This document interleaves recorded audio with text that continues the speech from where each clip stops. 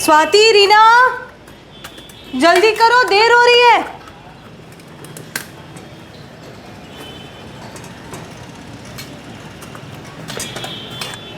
स्वाति, रीना,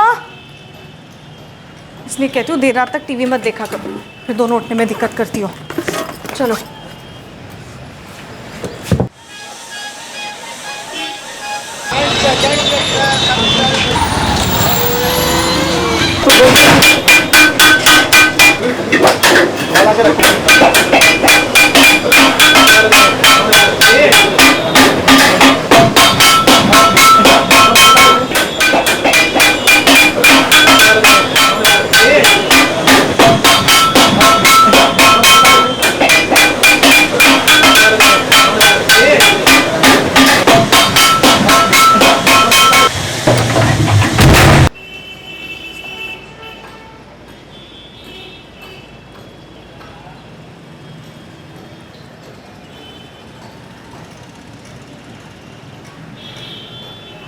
रीना, मैं सब्जी लेने जा रही हूँ और तुम ये क्या कर रही हो? अपना होमवर्क ख़त्म करो। हाँ माँ, बस थोड़ी देर में। मेरे आने तक होमवर्क हो जाना चाहिए। ओके ओके, पहले आप जाओ तो सही।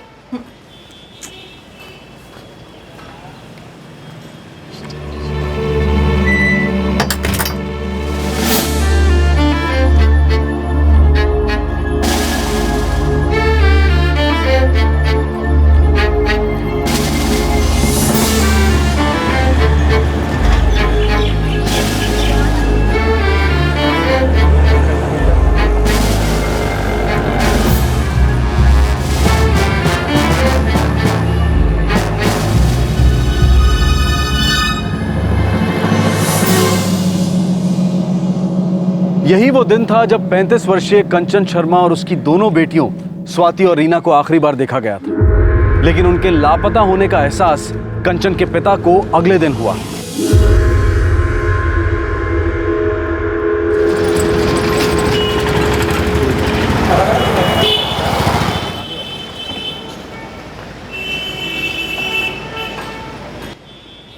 The number you have called is currently switched off.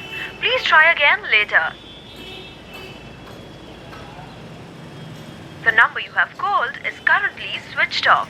Please try again later.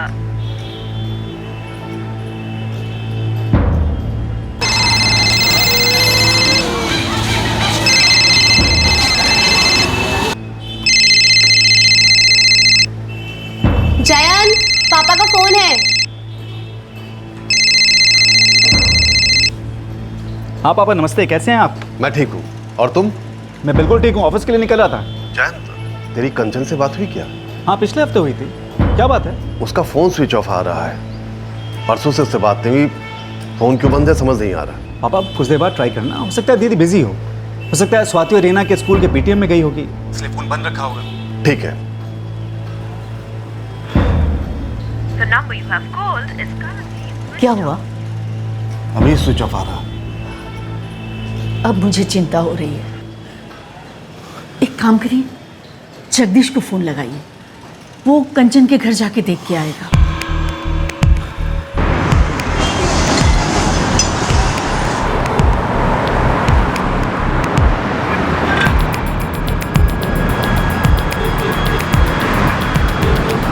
दादा, ये आगे से लेफ्ट लिया।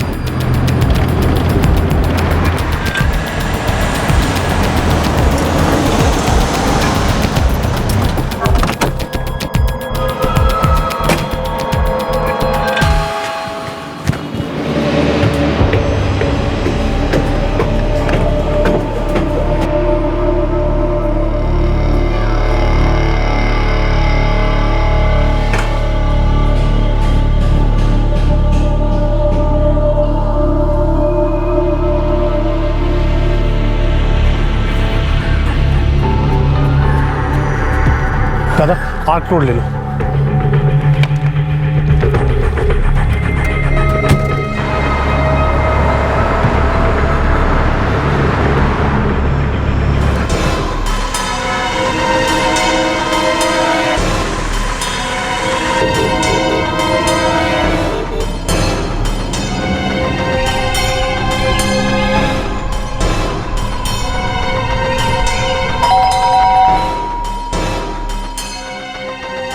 कंचन तो यहाँ नहीं आया, ना उसका फोन ही आया। क्या हुआ?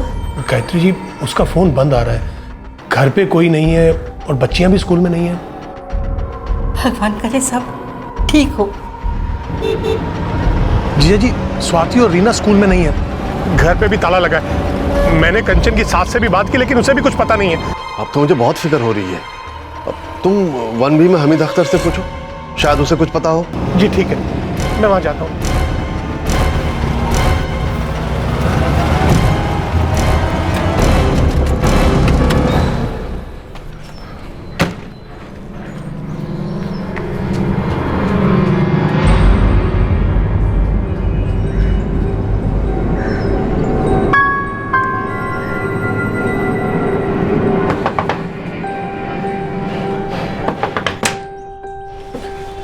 जी हामिद भाई घर पे हैं? जी, वो तो घर पे नहीं है। आप? कंचन शर्मा जो आपके ऊपर रहती है, मैं कंचन का मामा हूँ। ओह अच्छा, आइए ना। जी नहीं, वो दरअसल कंचन घर पे है नहीं, उसका फ़ोन भी बंद आ रहा है और बच्चे भी स्कूल में नहीं है। आपको कुछ अंदाज़ा है वो सब लोग कहाँ गए होंगे? नहीं, मुझे तो नहीं पता। हाँ, लेकिन कल से कंचन को देखा नहीं है और ना ही बच्चियों को बाहर खेलते हुए देखा है।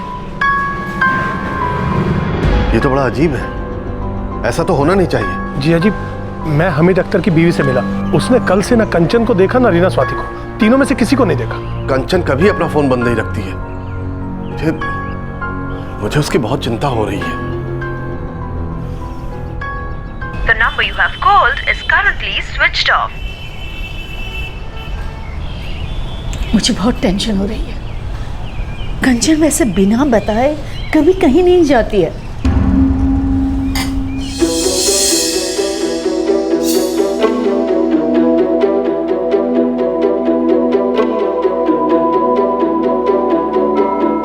यही थाना पड़ता है, Kharnaul police station. Kharnaul police station.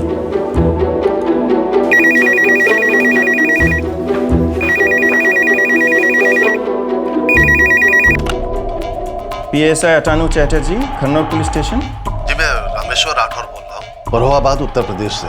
Sir, मेरी बेटी कंचन शर्मा और उसकी 2 बच्चियाँ रीना और स्वाति न जाने कहाँ गायब हो गई है। उनसे कोई संपर्क नहीं हो रहा। वो खरनौल एरिया में ही रहते हैं। उनका फोन बंद है, घर पर ताला लगा है। आपको मिसिंग कंप्लेंट करानी है क्या? पता नहीं, लेकिन ऐसा कभी नहीं हुआ। अच्छा ठीक है, हम कुछ करेंगे, लेकिन उसके लिए आपको यहाँ आकर के शिकायत दर्ज करवानी होगी। बाकी फ़ोन पे तो ये सब नहीं हो सकता ना। सर, आपकी बात मैं समझ रहा हूँ, लेकिन कोलकाता आने में हमें टाइम लगेगा ना। दादा, आपको यहाँ पर आना पड़ेगा, यहाँ आकर के शिकायत दर्ज करवानी होगी। अभी मैं और आपकी कोई मदद नहीं कर सकता।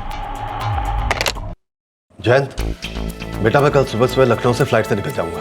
जी पापा, मैं भी कल दोपहर की ट्रेन से निकलूंगा। आपसे कोलकाता में मिलता हूँ ना, आप जगदीश मामा के साथ जाके कंप्लेन कर देना। ठीक है बेटा, मैं टिकट बुक कराता हूँ। मैं भी चलूंगी। तुम यहीं रुको, तुम्हें ब्लड प्रेशर की प्रॉब्लम है। नहीं, मैं भी चलूंगी। यहाँ मैं अकेली नहीं रह पाऊंगी। पता नहीं कंचन, रीना, स्वाति, मेरी बच्चियों को क्या हो गया है। सुलेखा, चिंता मत करो। अच्छा ठीक है, तुम भी साथ चलो। एक बुजुर्ग दंपति को इतना लंबा सफर तय करके व्यक्तिगत रूप से कंप्लेंट दर्ज कराने क्यों आना पड़ता है? उनके आए बगैर पुलिस ने मिसिंग कंप्लेंट क्यों नहीं दर्ज की? किसी भी तरीके से कंप्लेंट पुलिस तक पहुंचते ही कार्रवाई क्यों नहीं शुरू हो सकती है? किसी के खुद शिकायत दर्ज कराने के बाद ही क्या जुर्म पुलिस की दखल के काबिल माना जाता है, कॉग्निजेबल ऑफेंस बनता है?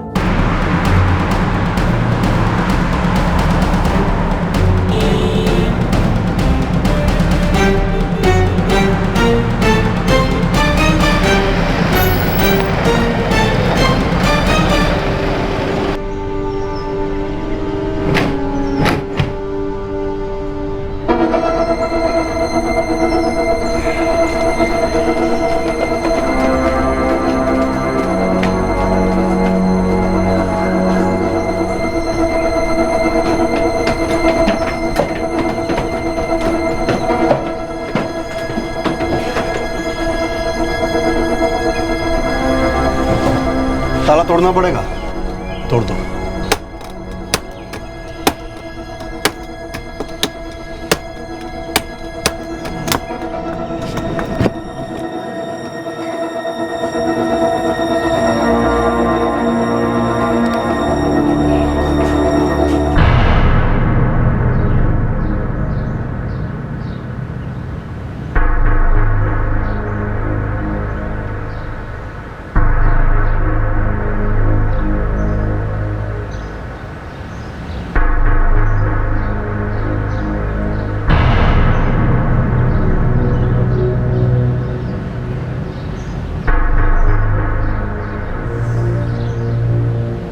अंदर चेक करो। जी सर।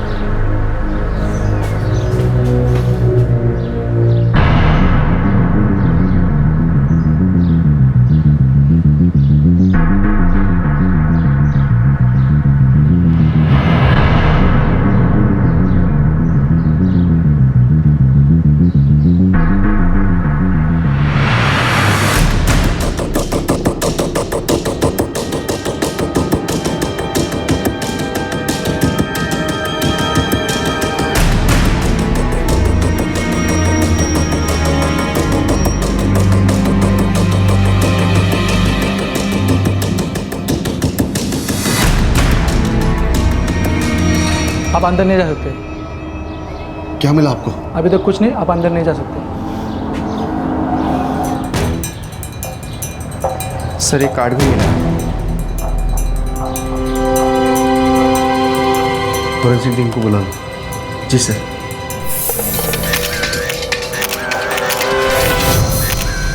अभी तक तो कुछ नहीं मिला है, लेकिन हम देख रहे हैं।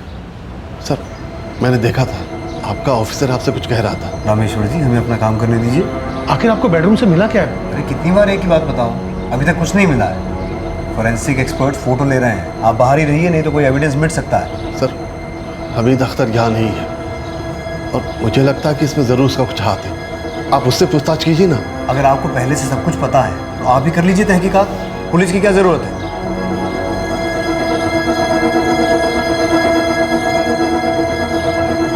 कंचन के घर में ऐसा क्या मिला था जो परिवार के लापता होने की गुत्थी सुलझा सकता था? क्या उस अहम कड़ी को नजरअंदाज किया जा रहा था, या फिर उनके गायब होने के पीछे कोई और ही राज था जो अगले कुछ घंटों में जाहिर होने वाला था? बेटा ये मुझे कुछ पता ही नहीं रही। पापा मैं कल दोपहर तक पहुंच जाऊंगा। मुझे कंचन, रीना, स्वाति की बहुत फिक्र हो रही है।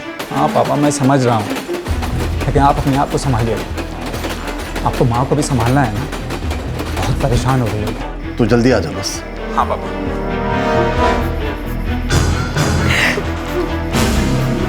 सुरेखा शांत रहो, सब ठीक हो जाएगा। ये लोग हमसे क्या छिपा रहे हैं?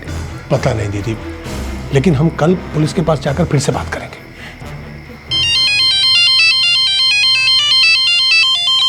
सुरेखा, कंचन का फोन। हाँ कंचन बेटा, कहाँ हो तुम? नहीं सर, मैं राजू बोल रहा हूँ। राजू? सर जी, कंचन और बच्चे इधर पुणे में। पुणे में?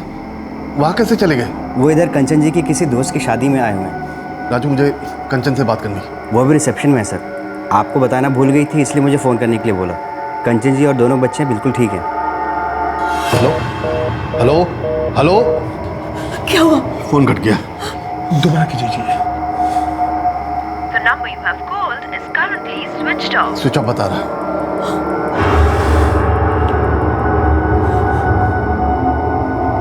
नहीं, कंचन ऐसा कभी कर ही नहीं सकती। मुझे फिक्र हो रही है, जरूर वो किसी मुसीबत में है। मुझे लगता है हमीद का इसमें कुछ तो हाथ है।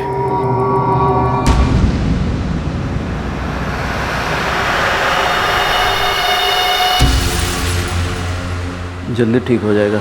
मैं दवाई लिख के देता हूँ, आप ले लेना।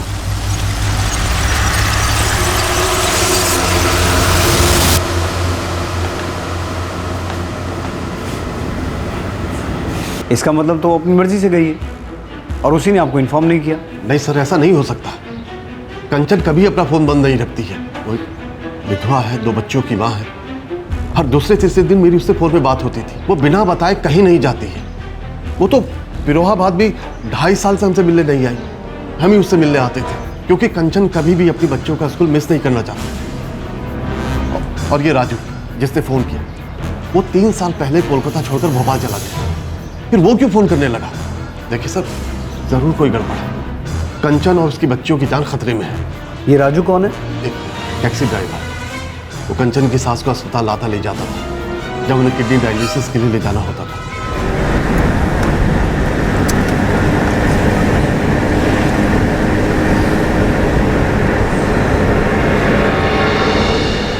ये 3 साल पुरानी बात है, जब राजू शहर छोड़कर चला गया, और तब से आज तक वो कभी किसी के टच में नहीं रहा। रामेश्वर जी, आप शुरू से ही हमीद अख्तर पर उंगली उठा रहे हैं। उसकी आपकी बेटी कंचन से कोई दुश्मनी? वो मेरी बेटी से घर वापस खरीदना चाहता था। पहले वही उस घर का मालिक था। कंचन ने मुझे कई बार फोन करके बताया कि वो आके झगड़ा करता है उससे।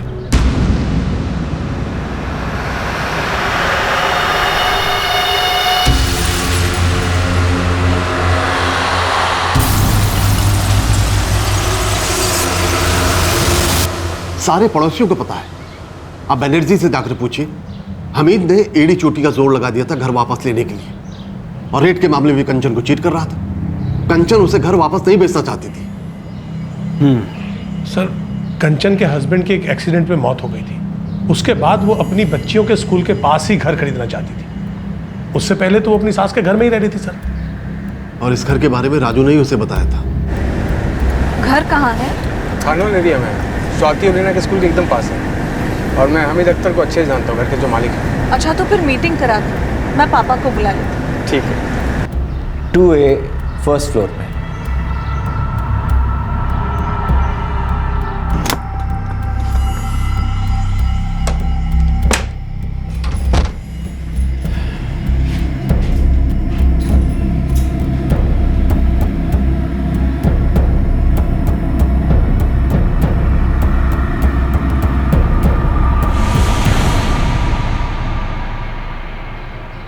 कंचन ने यह घर सलामी सिस्टम में खरीदा था।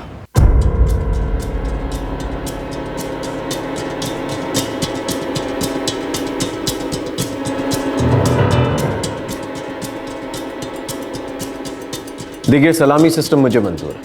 आप एक काम कीजिए, आप 18 लाख रुपए मुझे दे दीजिए और 2 साल तक हर महीने 1500 रुपए किराया देते रहिएगा। ठीक है, हमें मंजूर है।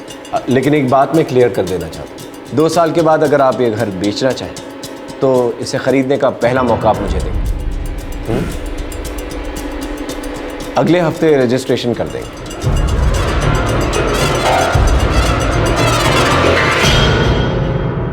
सलामी सिस्टम ये एक रेंट एंड बाय सिस्टम है।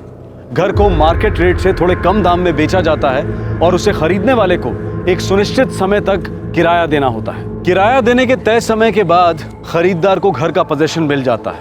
और अब जबकि वो समय खत्म हो गया था, हमीद उस घर को वापस खरीदना चाहता था। कंचन रेंट टाइम से देती रही।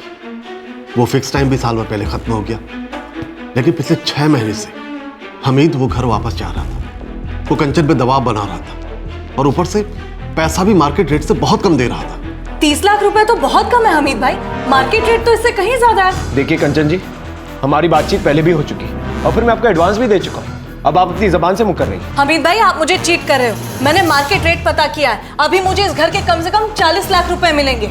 आपने मुझे पहले भी चीट किया है। जब आपने ये घर मुझे 18 लाख और 2 साल की रेंट पर दिया था, तब इसकी कीमत 15 लाख रुपए थी। आपकी हिम्मत कैसे हुई मुझे चीट बुलाने की? अरे चीटिंग ही तो कर रहे हैं आप मेरे साथ। मुझे आपका एडवांस नहीं चाहिए, मैं आपको आपका एडवांस वापस कर दूंगी। मुझे कोई और खरीदार मिल जाएगा।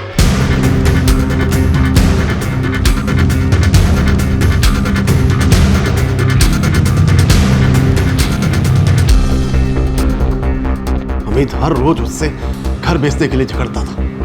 अब वो गायब है तो वो इसके पीछे है। सिर्फ इसलिए कि वो उसे घर नहीं बेच रही। सर, आप एक बार उससे पूछताछ करके तो देखिए। मुझे लगता है आपकी बेटी अपनी मर्जी से गई है। जब वो वापस आ जाएगी ना, हमें खबर कर देना। ऐसा नहीं हो सकता। आप जांच ठीक से नहीं कर रहे हैं। आपको जिस आदमी से पूछताछ करनी चाहिए आप उससे कर नहीं रहे। हमें मत सिखाओ कि काम कैसे करना है। तो ठीक से करिए ना अपना काम।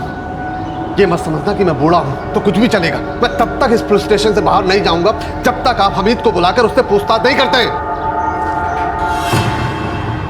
ठीक है, मैं कर लूंगा पूछताछ। नहीं, उसे अभी यहां बुलाइए। मैंने कहा ना बुला लूंगा।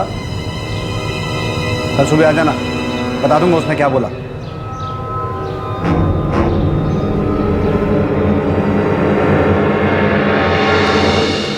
क्या हुआ? कुछ नहीं, वो पुलिस ने बुलाया। सलाम मलिक साहब। हाँ हामिद, कैसे हो? जी बिल्कुल ठीक। वो मलिक साहब, वो पुलिस ने थाने में बुलाया। अगर आप भी साथ चलेंगे तो अच्छा होगा। हाँ हाँ ठीक है, चलेंगे। कौन है? मजूमदार है? जी ठीक है, मैं उसे खबर करवा दूंगा। हम कल चलते हैं।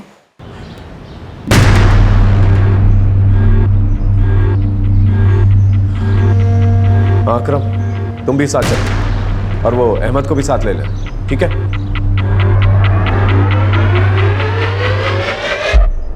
अपनी सेहत का ख्याल रखो माँ। हम कंचन, रीना, स्वाति तीनों को जल्दी ढूंढ लेंगे। लगातार पुलिस के टच में हैं हम लोग। लेकिन पुलिस भी तो कुछ नहीं कर रही।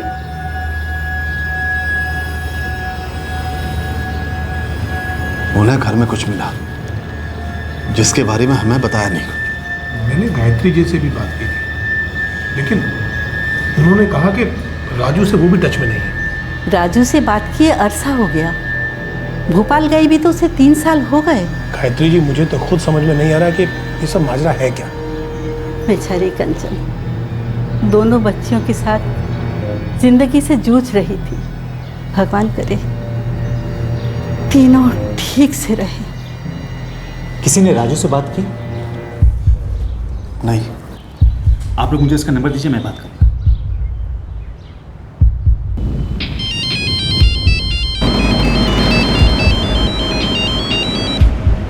हेलो। हेलो राजू। हाँ जी, बोल रहा हूँ। राजू, मैं कंचन शर्मा का भाई जयंत बोल रहा हूँ।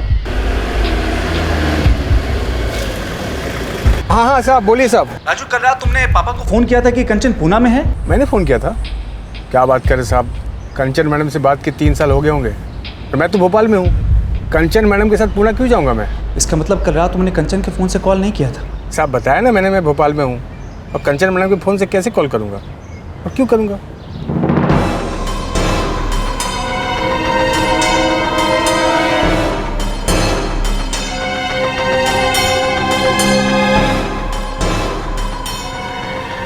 क्या बोला उसने? पापा वो तो कह रहा है कि उसने फ़ोन नहीं किया।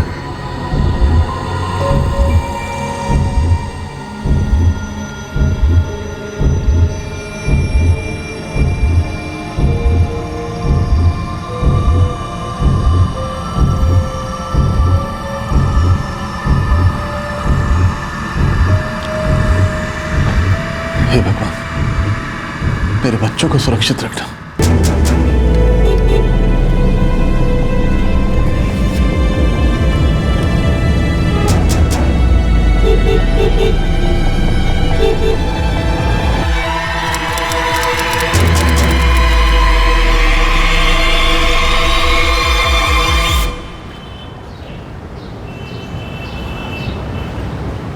सलाम रामेश्वर जी।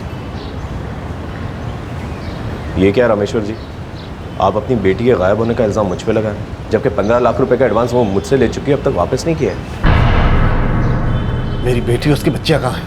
देखिए रामेश्वर जी, अपनी बेटी की करतूतों का इल्ज़ाम आप मुझ पे लगा रहे हैं, ठीक बात नहीं है।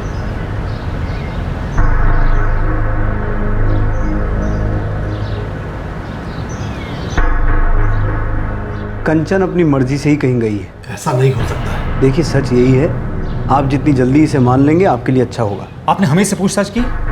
हाँ की है, वो इसमें शामिल नहीं है। ऐसा कैसे बोल सकते हैं आप? क्योंकि हमीद ने हमें बताया है कि क्यों कंचन अपने गायब होने का नाटक कर रही है, क्यों ऐसे हालात बना रही है कि सबको लगे कि उन लोगों को कुछ हो गया है। ऐसा क्या बोला हमीद ने? रामेश्वर जी, आपकी बेटी कंचन का राजू के साथ अफेयर है और लोगों ने कई बार उन दोनों को एक साथ देखा है। मजुमदार, मैं अमित को अच्छे से जानता हूँ। इसने बताया कि घर के 15 लाख रुपए वो कंचन को दे चुका है। अब वो कहती है कि घर नहीं बेचना, पैसे लौटाने की बजाय उन्हें लेकर अबू चक्कर हो गई। साहब, उसे गायब करने में मेरा क्या फ़ायदा? घर तो मुझे मिलने से रहा, वो अब भी उसी के नाम पर है। असल बात तो यह है साहब कि उसका राजू के साथ चक्कर चल रहा था, भाग गई उसके साथ। साहब, 27 फरवरी को मैं दुकान पे था, मैंने उसे और बच्चों को राजू के साथ जाते देखा।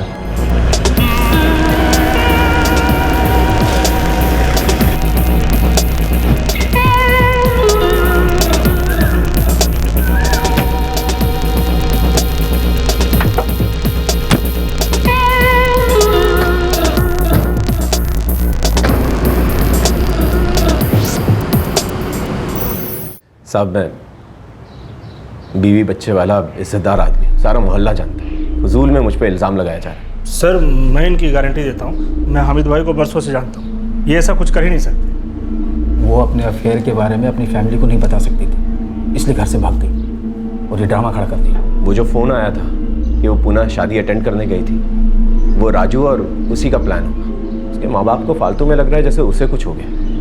असल में सारा खेल जो है उसी का रचा है।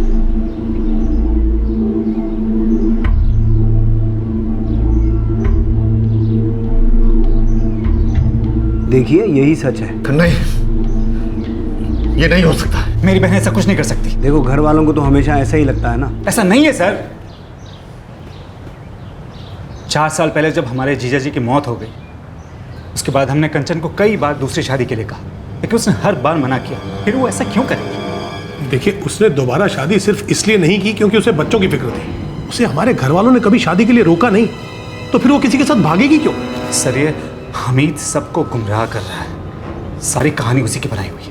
मुझे तो ऐसा लगता है कि आप लोग गुमराह कर रहे हैं। अरे आपकी बेटी भाग गई है और आप लोग इस बात को मानने के लिए तैयार नहीं है। मेरी नातिन और मेरी बेटी गायब है और आप उस पर कीचड़ उछाल रहे हैं। आपको उसके घर से ऐसा कुछ मिला जिसे आप हमसे छुपा रहे हैं। मिले हुए आप सब हमीद की तरफदारी कर रहे हैं और मेरी बेटी पे झूठे इल्जाम लगा रहे हैं। आप जबान संभाल के रखो। तुम्हारी बेटी भाग गई है, सीधा सीधा प्यार मोहब्बत का मामला है। कंचन में इतनी हिम्मत नहीं थी कि अपने अफेयर के बारे में आपको बता सके, और आप लोग हम पे इल्जाम लगा रहे हैं कि हम अपना काम ठीक से नहीं कर रहे। पीछा छोड़ो हमारा, और जब बेटी का पता मिल जाए तब आ जाना। उससे पहले परेशान मत करना, बता रहा हूं। छोड़ के आओ उनको बाहर। चलो चलो बाहर चलो।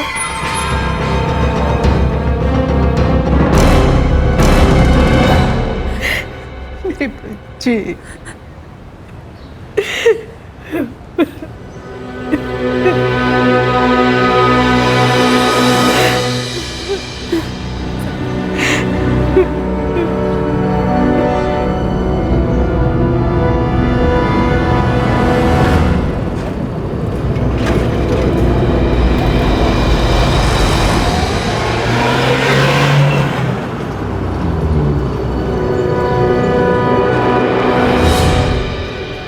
थोड़ा लेट कर दिया हामिद भाई आपने। गुफरान, तुझे दुकान चाहिए तो बोल, अच्छे रेट में दूंगा। अभी तो नहीं, मैंने दूसरी जगह डील फाइनल कर ली है। अच्छा ठीक है, तेरी नज़र में अगर कोई है तो मुझे बताना, मुझे दुकान बेचनी है। ठीक है भाई, बताता हूँ।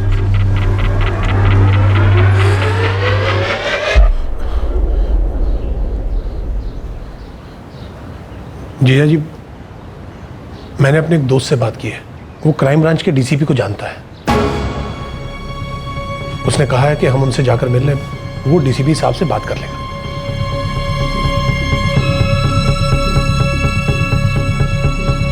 मुझे उम्मीद है कि वो हमारी मदद जरूर करेंगे।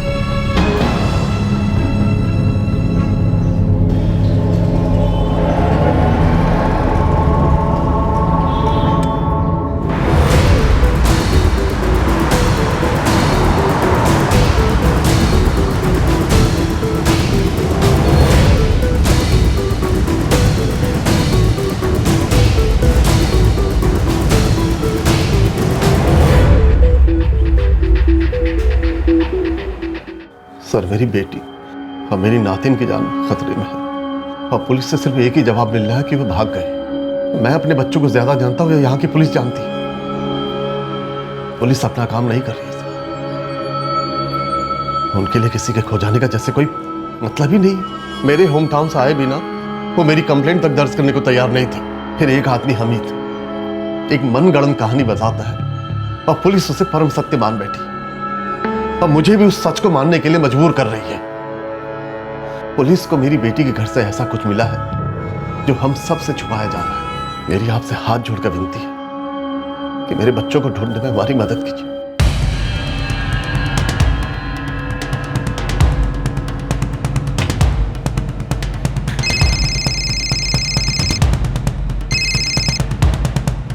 Good morning sir.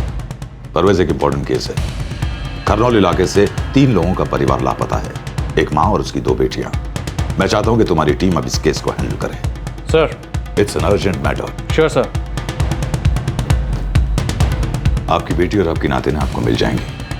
मैं वादा करता हूं कि उन्हें खोजने में हमारी टीम कोई कसर बाकी नहीं रखेगी। Thank you sir. Sir, inspector Majumdar इस केस को हैंडल कर रहे हैं। अब तक की प्रोग्रेस का पता करो। 1 घंटे में मुझे सारी रिपोर्ट इस टेबल पे चाहिए। सर,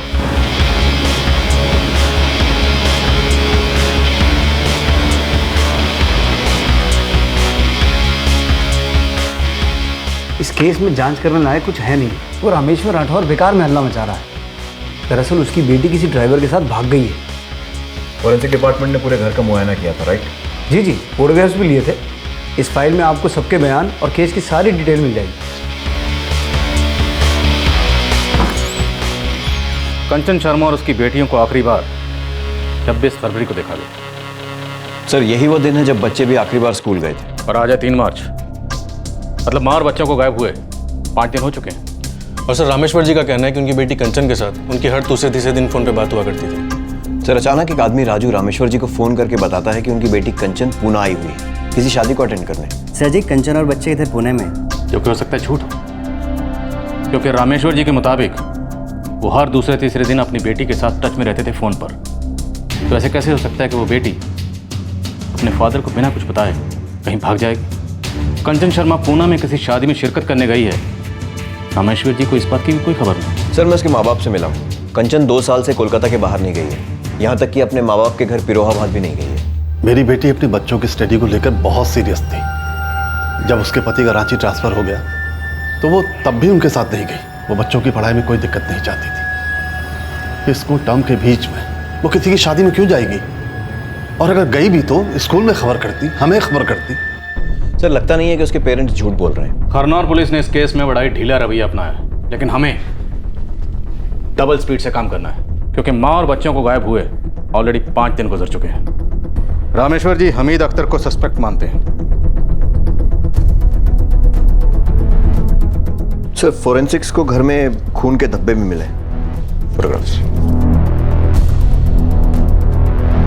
अंशुमन सर, राजू को ट्रैक करो, कंचन के फ़ोन रिकॉर्ड्स निकलवाओ, क्योंकि रामेश्वर जी के मुताबिक उन्हें आखिरी फ़ोन कंचन के फ़ोन से राजू ने किया था। सर विष्णु, हामिद अख्तर पर नज़र रखो, उसका कच्चा चिट्ठा निकालो। Sir let's crack the case. और फिर कंचन और उसकी दोनों बच्चियों स्वाति और रीना को ढूंढने की एक ईमानदार कोशिश शुरू हुई। इस बार ऐसे ऐसे एंगल्स को कवर किया गया जिन्हें या तो पहले छोड़ दिया गया था या फिर मिस कर दिया गया। कोशिश कर रहा हूँ अमित भाई, ग्राहक ढूंढने में थोड़ा वक्त तो लगता ही है ना। वैसे वो गुफरान का क्या हुआ? वो भी अब दुकान खरीदना नहीं चाहता। देख बबलू, टाइम बहुत कम है। मुझे हमीद अख्तर की सारी छोटी से छोटी डिटेल चाहिए, वो भी आज शाम तक। फुल ट्राई मारता हूँ साहब, जितना हो सके खुद निकालूंगा। 44457666 सिर्फ यही नंबर था कंचन के पास? जी, सालों से। राजू का number 444789878। Anshuman Tagore, crime branch. मुझे शाम तक कंचन शर्मा और राजू गुप्ता दोनों के नंबर्स सारी डिटेल्स चाहिए। ओके सर, शाम तक आपको सारी डिटेल्स मिल जाएंगी।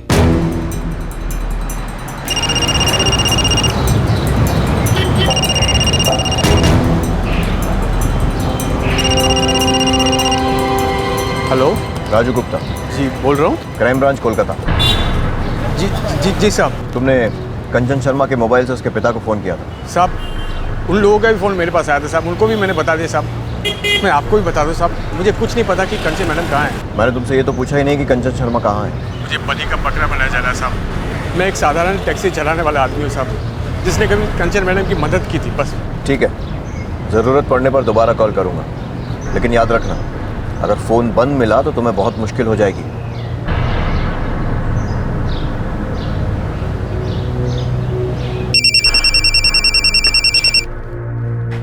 Hello, Hamid Akhtar ji. Parvez Sheikh, crime branch. क्या हुआ साहब? तुम्हें बिरयानी खिलानी है। तुम यहाँ आ रहे हो या मैं लेकर आऊँ? आता हूँ साहब। जल्दी आओ।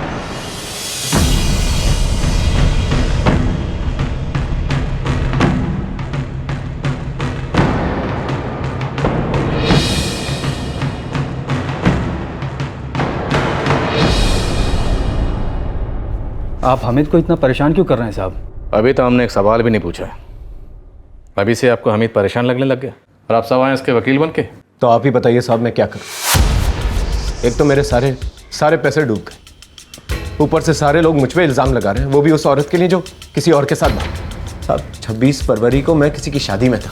देखिए ये रहा सबूत। अहमद के रिश्तेदार की शादी। अहमद और अकरम दोनों मेरे साथ हैं।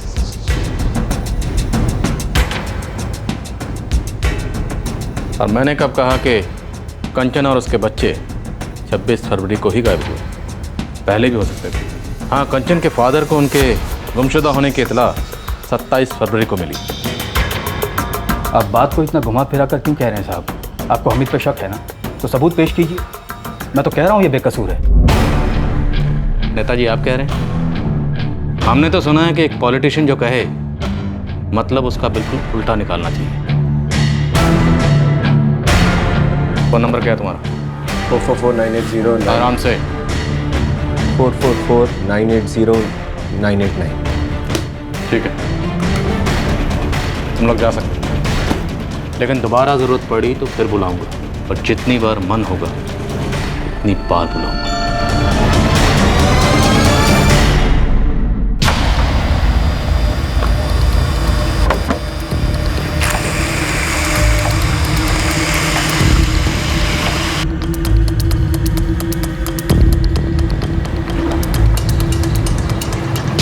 ज़्यादा कुछ नहीं साहब, मगर हामिद का खरनोल एरिया में एक दुकान है।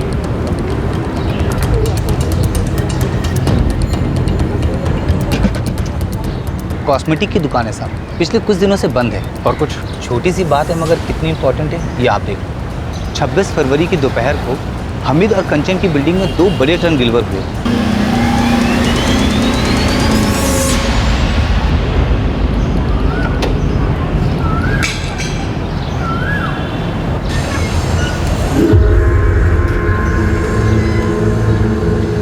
ठीक है, कान खुले रख और जितना हो सके पता कर।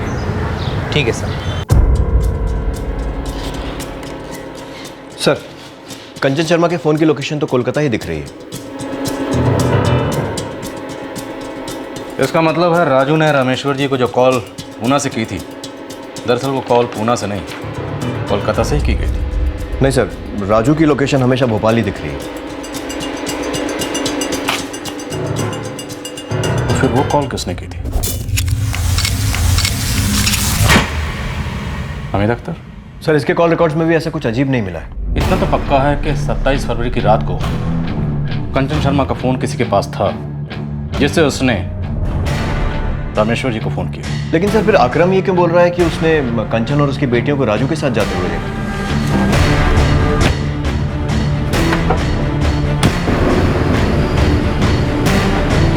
हो सकता है उनका किडनैप किया गया। लेकिन अब तक फिरौती के लिए कोई कॉल नहीं आया है। शायद मामला ठंडा होने का इंतजार किया जा रहा है। सर, जो 2 ट्रंक हमीद और कंचन वाली बिल्डिंग में आए थे, वो हमीद और ग्राउंड फ्लोर वाले बनर्जी के यहाँ तो पक्का डिलीवर नहीं हुआ। जी नहीं, मैंने किसी भी ट्रंक का ऑर्डर नहीं दिया था। आपने किसी ट्रंक को ऊपर जाते हुए देखा था? जी नहीं, हमें तो देखी नहीं बा। जी, हमने तो कोई ट्रंक नहीं खरीदे।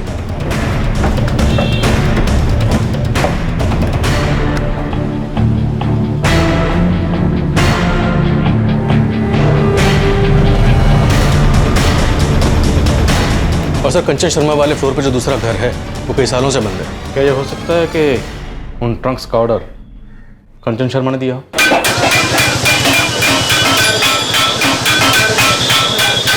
सर, मैंने फॉरेंसिक्स की सारी डिटेल चेक की है, उन्हें घर में कोई भी ट्रंक नहीं मिला है। अकरम को बुलाओ।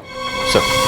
नहीं साहब, कंचन और उसके बच्चों के साथ कोई ट्रंक नहीं थे। मेरी दुकान तो कोठी के सामने ही है, मैं पूरे दिन वहीं रहता हूँ। मैंने किसी ट्रंक को आते नहीं देखा। ठीक है, जाओ। सर, पुरानी बस्ती में ट्रंक्स की एक होलसेल मार्केट है। सुबह सबसे पहले इस मार्केट में चेक करो। आई एम श्योर ये अकरम झूठ बोल रहा है।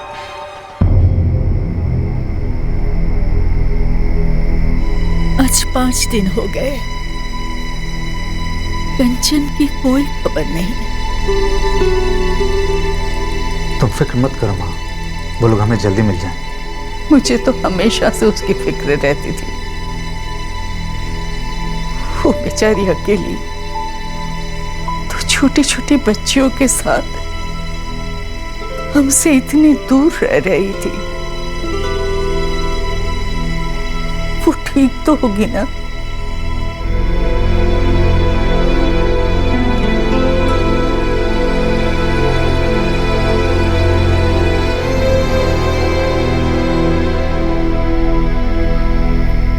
नहीं, हमें तो घर के अंदर कोई ट्रंक्स नहीं मिले।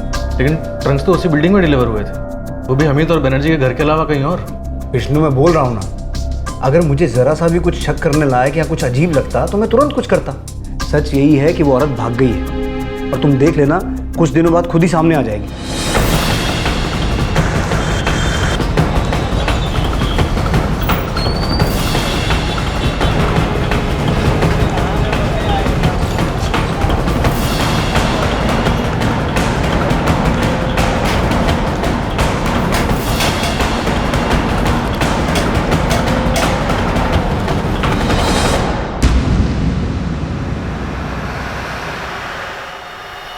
घाव तो भर गया है पर निशान जाने में थोड़ा टाइम लगेगा। हेलो, हाँ मलिक भाई। मलिक भाई वो बार बार पूछताछ करने के लिए मेरे घर चले आते हैं। तुम टेंशन मत लो, मैं ऊपर बात करके कह दूंगा कि वो लोग तुम्हें परेशान करना बंद कर दें। जी।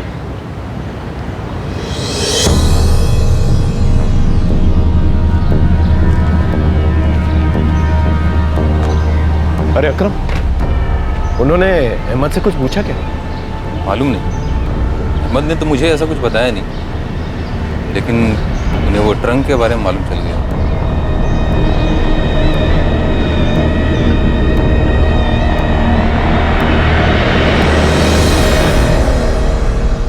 जी साहब, एक खरनौल इलाके की जिस बिल्डिंग की आप बात कर रहे हो ना, वहाँ हमने डिलीवरी की थी ट्रंक की। कौन से घर में? एक मिनट साहब।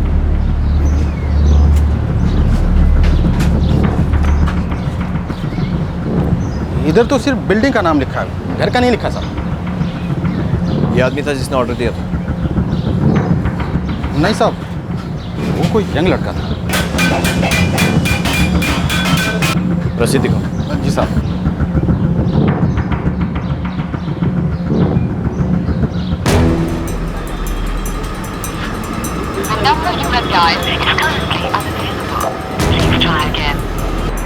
ट्रिपल 4321435। 1 घंटे के अंदर इस नंबर की सारी डिटेल्स मेरी टेबल पर चाहिए। कंचन अपनी बेटियों के साथ जिस घर में रहती थी वहां 2 संदेश पर ट्रंक्स की डिलीवरी हुई थी। कुछ ऐसे फोन नंबर्स थे जो रहस्य के पर्दे में काम कर रहे थे। 5 दिन गुजर चुके थे पर कंचन शर्मा और उसकी बच्चियों का अब भी कुछ अता पता नहीं था। जैसे जैसे दिन गुजरते जा रहे थे उसके साथ साथ उनके गायब होने का राज भी गहराता जा रहा था। गुफरान नाम है साहब उसका। बबलू, ये माजरा क्या है? 2 दिन पहले हामिद ने अपनी दुकान बेचने की बात की थी गुफरान से। गुफरान, तुझे दुकान चाहिए तो बोल, अच्छे रेट में दूंगा। साहब 1 साल पहले जब गुफरान उसकी दुकान खरीदना चाहता था तब हामिद ने बेचने से मना कर दिया, पर अभी अचानक सस्ते में बेचने को राजी हो गया है। इस गुफरान को बोल क्राइम ब्रांच ऑफिस में आके जरा हाजिरी दे।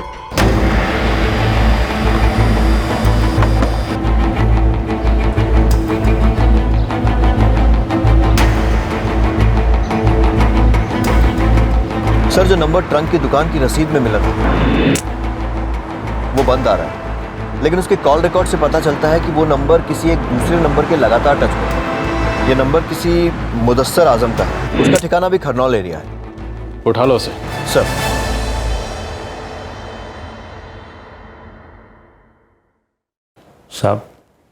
साहब मैं गुफरान। बैठो।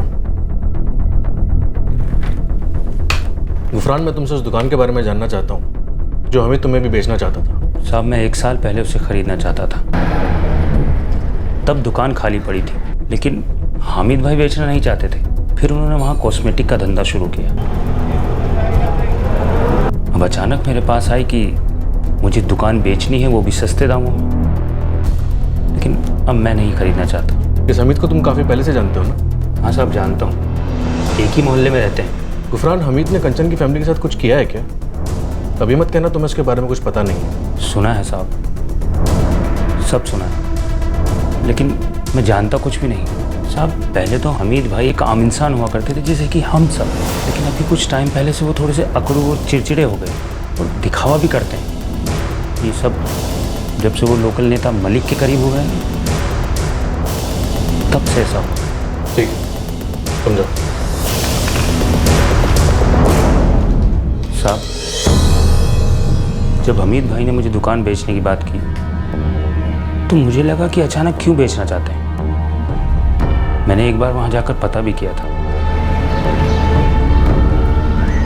दीपन भाई, ये हामिद का कोई परेशानी चल रहा है क्या? मालूम नहीं, सब कुछ तो अच्छा चला था हामिद भाई का। फिर ये बेचना क्यों चाहता है? पता नहीं भाई, 2 दिन से दुकान बंद पड़ी है। उसके पहले कुछ खुदाई का काम चल रहा था दुकान में।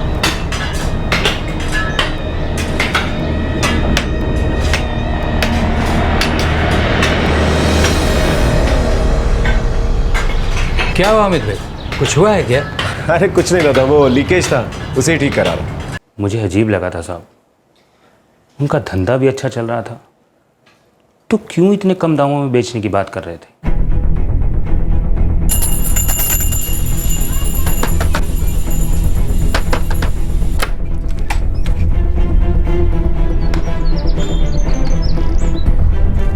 मुदस्सर जी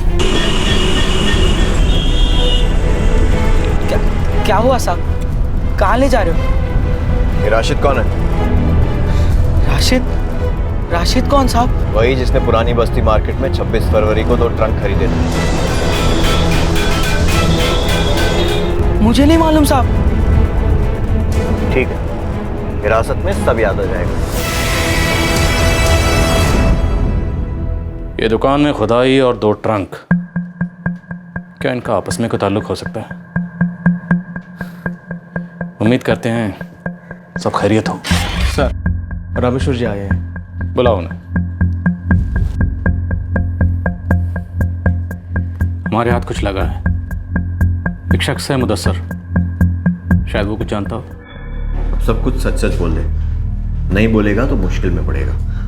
ये मैं सच बोल रहा हूँ। बोलता हूँ साहब, सब कुछ सच सच बोलता हूँ। 2 लोग और शामिल हैं, हनीफ शेख और शबीर गनी।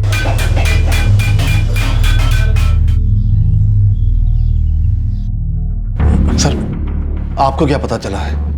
शाम तक बताऊंगा आपको। सर, हमें यहाँ आए हुए 6 दिन हो गए और हर वक्त यही लगता है कि जैसे कोई बुरी खबर होगी। देखिए, मैं समझ सकता हूँ, लेकिन जब तक हमें कंफर्म नहीं हो जाता हम आपको कुछ नहीं बता सकते। सो प्लीज़ शाम तक वेट कीजिए। अरे साहब, आप मुझे लेके कहाँ पे जा रहे हो? मुझे अरे साहब, मुझे ये तो बताओ मैंने किया क्या? साहब मुझे, अरे साहब छोड़ो, मुझे कहाँ लेके जा रहे हो आप? साहब मैंने किया क्या है?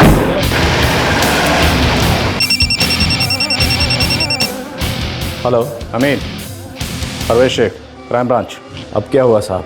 थोड़ी बिरयानी बच गई है, जल्दी आ जाओ। आता हूँ साहब।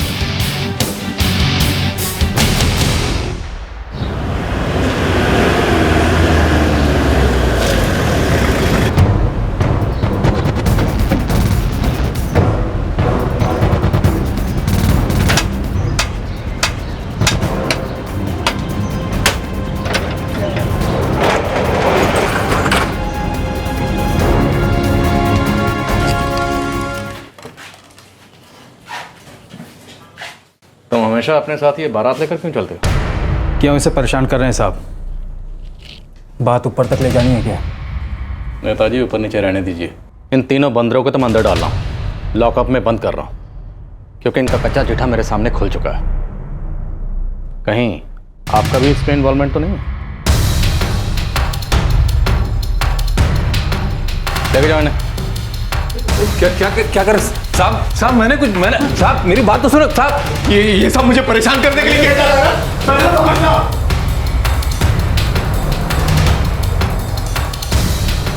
इन तीनों से तो मैं सच उगलवा लूंगा, लेकिन अगर इसमें आपका भी इन्वॉल्वमेंट हुआ तो इन तीनों के साथ साथ मुझे आपको भी लॉकअप में डालना पड़ेगा। आप प्लीज़ अपनी कार्रवाई कीजिए।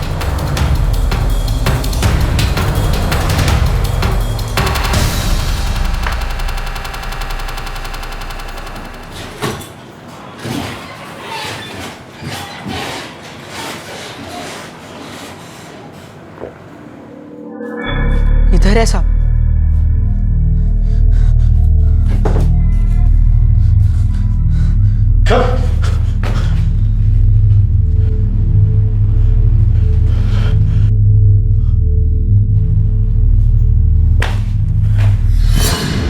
ये निशान कंचन की बेटी स्वाति ने तुम्हें यहां काटा था ना?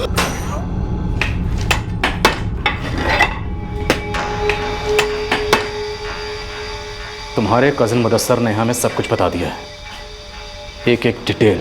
बोलता हूँ सर, सब कुछ सच सच बोलता हूँ। 25 फरवरी से 26 फरवरी सुबह तक तुम्हारी दुकान में खुदाई चल रही थी। मुझे भी अजीब लगा सर। उसने कहा लीकेज है, उसके बाद ना तो उसने कभी दुकान खोली और ना ही कभी मजदूर दिखाई दिए।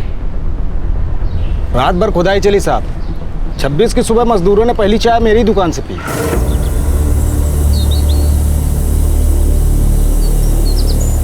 क्या पूरी रात काम कर रहे थे क्या? हाँ, सेठ बोले रात को ही करना पड़ेगा, बड़ी जल्दी थी उनको। किस लिए कर रहे थे खुदाई? हमें क्या पता, खोदने के लिए बोले थे, खोद डाला, फिर वो बोले कि खुद ही भर देंगे। इस सब से मुझे क्या लेना देना साहब? हमें सब कुछ पता चल चुका है। मुदस्सर के साथ हमारी एक टीम तुम्हारी दुकान में मौजूद है।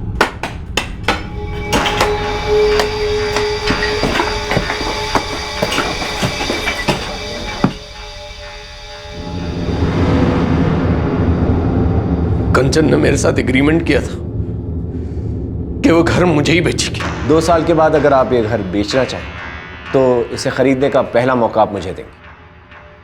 नहीं, कंचन ने तुम्हारे साथ एग्रीमेंट किया था कि वो जब भी घर बेचेगी उसका सबसे पहला ऑफर तुम्हें देगी, इससे ज्यादा कुछ नहीं। उसने मुझे चीट कहा था। हमीद भाई, आप मुझे चीट कर रहे हो। आपने मुझे पहले भी चीट किया है, जब आपने ये घर मुझे 18 लाख और 2 साल की रेंट पर दिया था। मैं उसे एडवांस पैसे भी दे चुका था, वो वापस नहीं लौटा रही थी। उसने वादा किया था कि वो तुम्हें तुम्हारा एडवांस लौटा देगी। मुझे आपका एडवांस नहीं चाहिए, मैं आपको आपका एडवांस वापस कर दूंगी। वो घर मेरा था, फिर भी मुझे हमेशा नीचा दिखाने की कोशिश करती थी।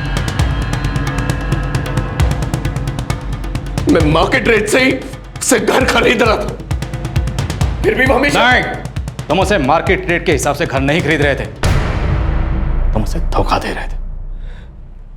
मैं उससे थक चुका था। एक घर के लिए तुमने एक औरत, छोटे छोटे मासूम बच्चों का कत्ल कर दिया। क्या लगा था तुम्हें तुम कुछ भी करोगे और एक लोकल पॉलिटिशियन की मदद से इस सब से बच निकलोगे? ये बेरहम था, भयानक था, क्रूर था। और ये सब इसलिए क्योंकि हमीद जिस कीमत पर घर खरीदना चाहता था, कंचन उस कीमत पर बेचने को राजी नहीं थे। इस अपराध में भागीदारी नहीं, बल्कि कुछ ऐसे लोग भी शामिल थे जिन्हें पैसा बनाने का यह अच्छा मौका लगा था। 26 फरवरी की सूनी दोपहर में कंचन और उसकी बेटियों को अचानक एक आदमी के हैवानी इरादों का शिकार होना पड़ा। मेरा घर है वो, मेरा। और उसको बेचना चाहती, उसको बेचने नहीं दूंगा। तुम लोग साथ दोगे मेरा? अच्छा पैसा दूंगा, ऐश करना उससे। हाँ?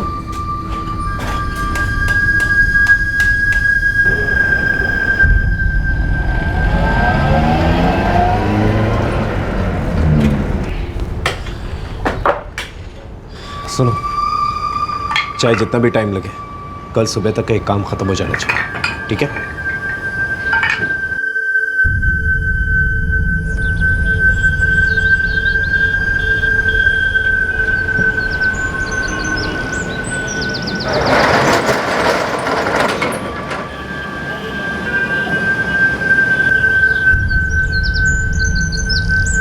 हनीफ 4 बजे तक ट्रंक लेकर आ जाना, ठीक है? मुदस्सर, शबीर 1 बजे तक घर पहुंच जाना। दोपहर में हम सब तैयार होंगे। उसी वक्त जो है कंचन जाती है सब्जी लेने के लिए। दोनों लड़कियां अकेली होंगी घर में।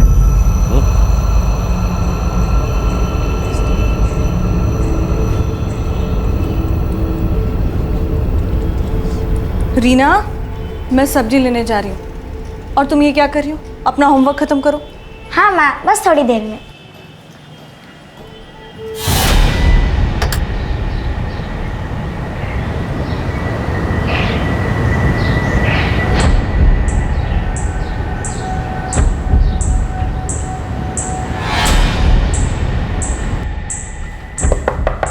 रीना, दरवाजा खोल दो।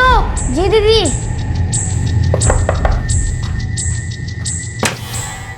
जी अंकल। अब बेटा, वो तुम्हारी मम्मी बता रही थी कि बाथरूम में लीकेज है, मैं प्लम्बर को लेके आया। आइए अंकल।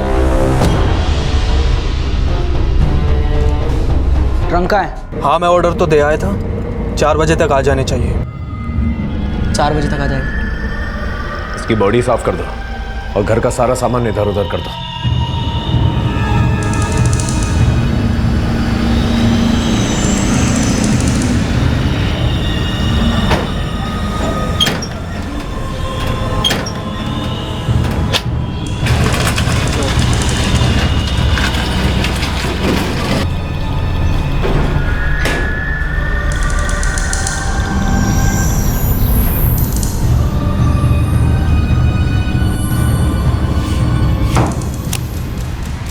बॉडी कहाँ है? बाथरूम में, चलो। रुको, नीचे कुछ लोग हैं, अभी बाहर नहीं ले जा सकते।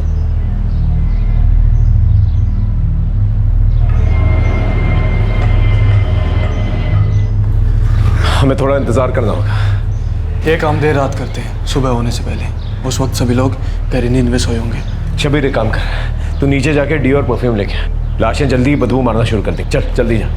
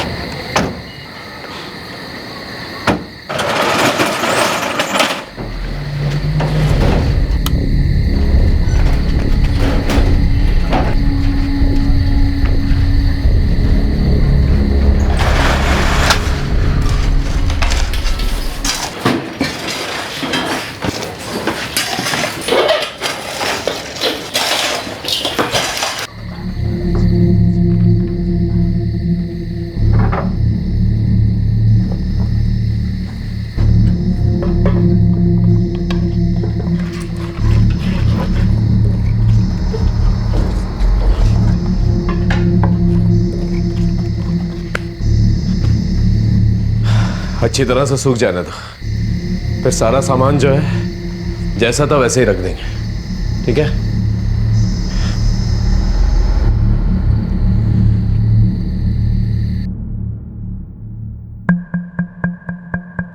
पक्का इन दोनों को भी पता था कि तुमने कत्ल किया। क्या ये दोनों भी इसमें शामिल थे?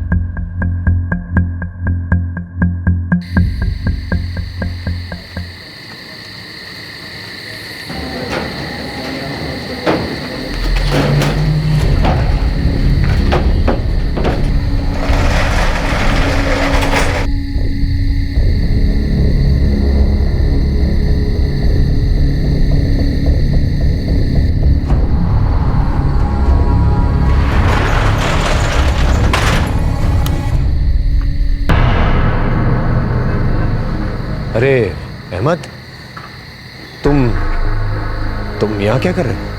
मैं तो काम से घर लौट रहा था। मैंने देखा दुकान के अंदर तुम लोगों ने क्या किया, लेकिन मैं इन लोगों को जानता नहीं था, मुझे फर्क भी नहीं पड़ता, मैं चुप रहूँगा।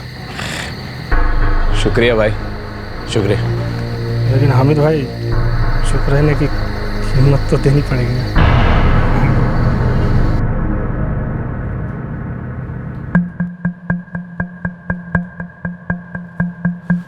तुझे इसमें क्या मिला?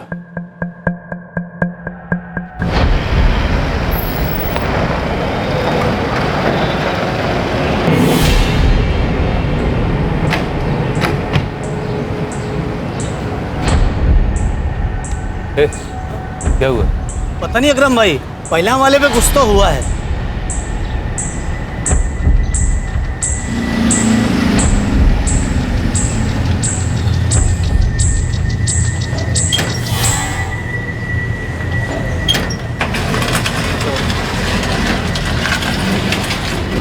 फिर मैंने सुना कि हामिद भाई पे पुलिस को शक हो गया, फिर समझ गया मैं।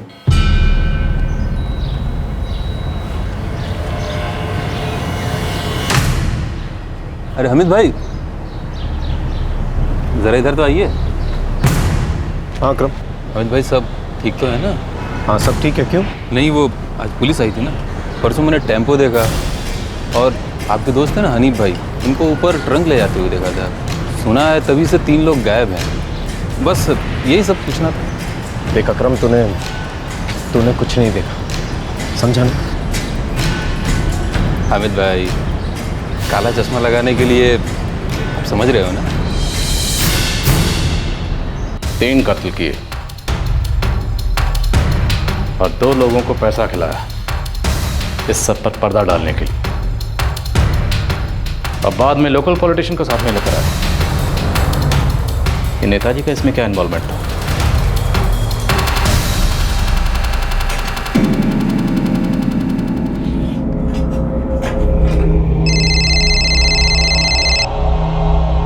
हेलो जयंत, क्राइम ब्रांच से प्रवेश शेख। हाँ सर, कुछ खबर? जी,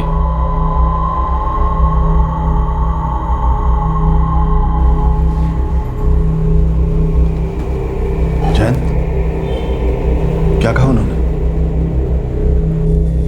जयंत, क्या कहा उन्होंने? अब उन्हें सब कुछ पता चल चुका है।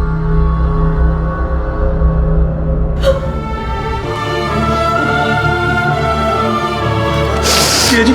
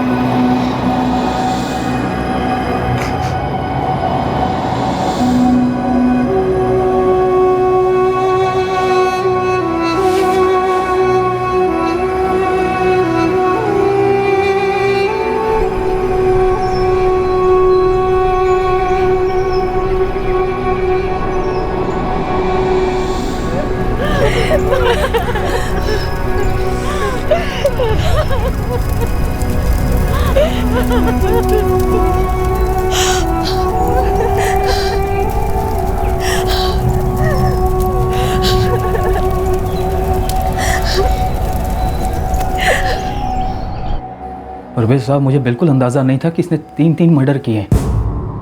मुझे तो बस ये था कि इसने कंचन को कुछ एडवांस दिया था और वो लौटा नहीं रही थी।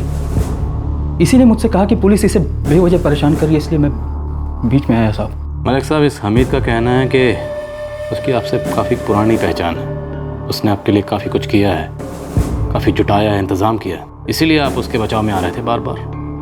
सही है साहब, लेकिन ये हत्यारा, ये मुझे पता नहीं था, माँ कसम साहब। सर मैंने तो सारा केस प्रोसीजर के मुताबिक ही हैंडल किया था सर। तब तक हमें उतनी ही लीड मिली थी सर। तो सर वैसे उसके फादर को कंचन के मोबाइल से ही फ़ोन आया था, तो हमें लगा कंचन भाग गई है सर।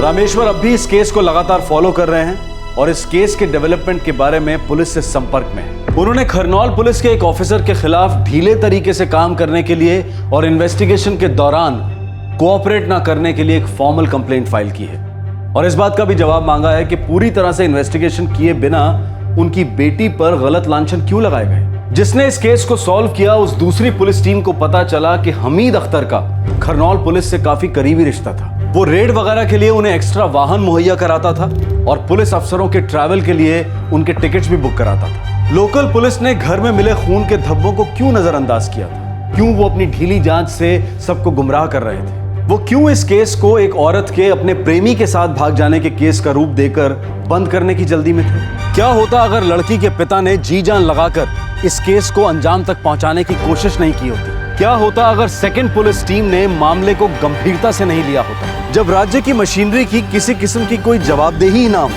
तो राज्य की हालत को खस्ता ही कहा जाता है। कितनी दयनीय हालत है कि एक परेशान पिता जब अपनी बेटी की खैरियत के लिए पुलिस स्टेशन में फोन करता है तो पुलिस तब तक कुछ भी करने से मना कर देती है जब तक कि वो खुद पुलिस स्टेशन नहीं आता, चाहे इस बीच कितना ही अहम वक्त बर्बाद क्यों ना हो जाए। क्या प्रशासन की खामियों को ठीक करने के लिए हमेशा अदालत के हस्तक्षेप की जरूरत है? क्या हमारे द्वारा चुने हुए प्रशासनिक नेता कभी इन सब कमियों के लिए जवाबदेह और जिम्मेदार नहीं ठहराए जाने चाहिए? वो 5 आरोपी अभी हिरासत में हैं, उनमें से एक मुदस्सर नाबालिग है। हमीद, हनीफ और शब्बीर को आईपीसी की धारा 302 के तहत हत्या करने के लिए, 201 के तहत सबूत मिटाने के लिए, 120 बी के तहत आपराधिक षड्यंत्र करने के लिए, धारा 34 के तहत एक ही मंशा से कई लोगों द्वारा कार्य करने के लिए और धारा 378 के तहत चोरी करने के लिए बुक किया गया है। अकरम और अहमद को आईपीसी की धारा 203 के तहत जुर्म के संबंध में झूठी जानकारी देने के लिए, धारा 120 बी के तहत आपराधिक षड्यंत्र करने के लिए और धारा 34 के तहत एक ही मंशा से कई लोगों द्वारा कार्य करने के लिए बुक किया गया है। इन्वेस्टिगेशन के दौरान पता चला कि लोकल पॉलिटिशियन मलिक इस अपराध के बारे में कुछ भी नहीं जानता था। अदालत में इस केस की सुनवाई शुरू होना और सिद्ध होना अभी बाकी है। आपसे फिर मुलाकात होगी क्राइम पेट्रोल दस्तक में एक और नए केस के साथ। तब तक अपना ख्याल रखें, सुरक्षित रहें और सबसे जरूरी सतर्क रहकर एक अच्छे नागरिक का फर्ज अदा करें। जय हिंद। इस तरह के और भी एपिसोड देखने के लिए हमारे चैनल को सब्सक्राइब करें और बेल आइकन दबाना ना भूलें।